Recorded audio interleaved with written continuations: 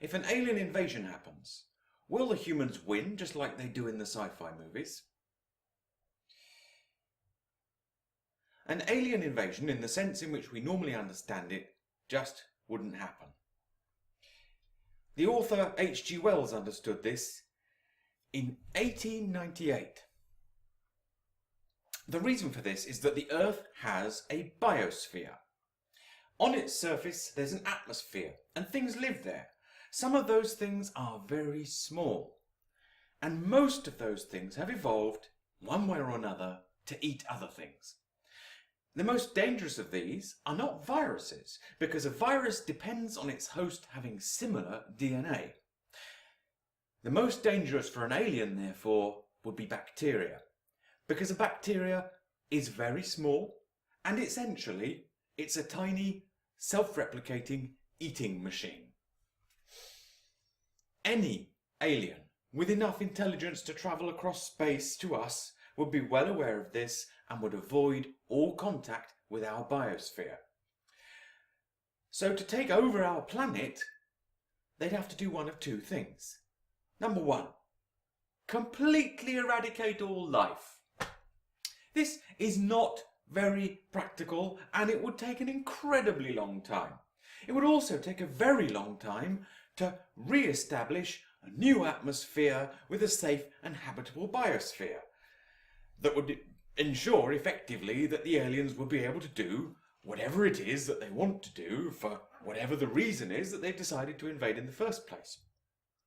So option number two, send down robots to harvest our resources. Well, the only way that this would be sensible would be to send robots that would be invulnerable to any of the harm that we might be able to do them, so that they could in fact get on with harvesting our resources and ignore us. To attempt to, at the same time, to take over, to dominate, or in any way fight us or crush us, would be an absurd waste of effort and resources that would frankly be anathema to any race intelligent enough to travel across space. But think about it. What is there on Earth that a space-going race cannot get just as easily, freely, and cheaply from rocks floating around in space?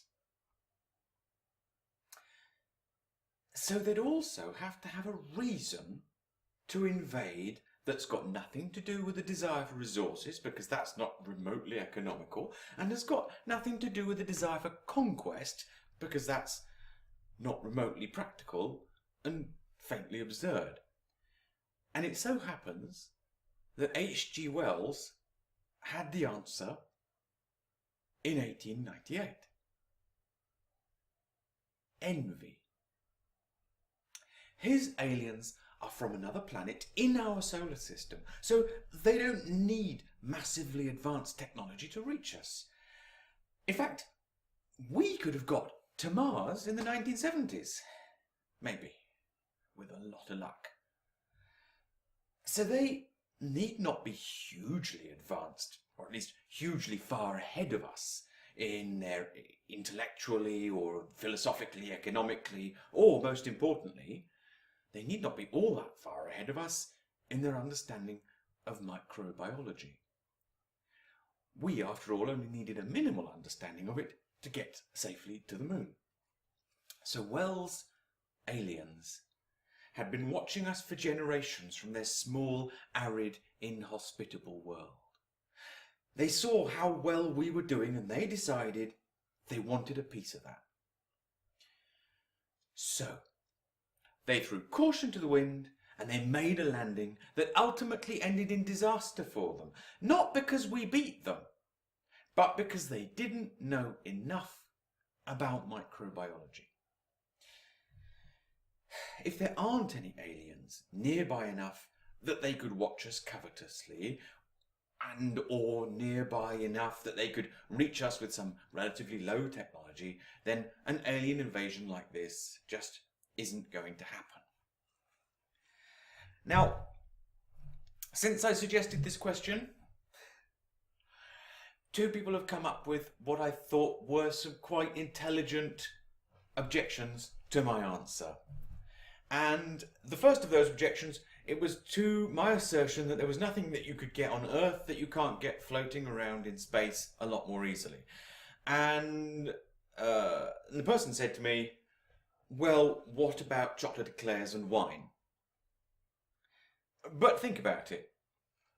A space-going race that wants chocolate eclairs and wine is going to understand that if they invade, they risk doing us so much harm that we can't produce chocolate eclairs and wine anymore. And so in fact, if chocolate eclairs and wine is what they want, by far the easiest way for them to obtain it is to get some of those materials and resources that are so freely available from the rocks floating around in space and sell them to us in return for chocolate eclairs and wine.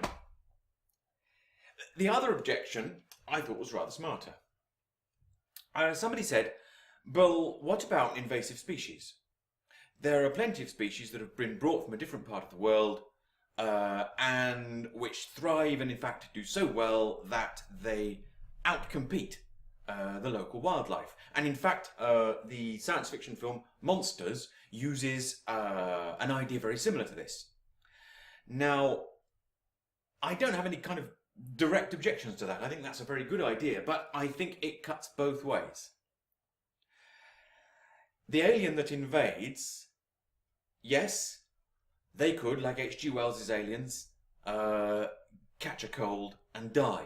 But of course, when they invade, they're bringing with them all sorts of parasites that live in their bodies, and some of those might well thrive in our biosphere. So it's entirely possible that the consequence of an alien invasion is that all the aliens die, and so do all the humans.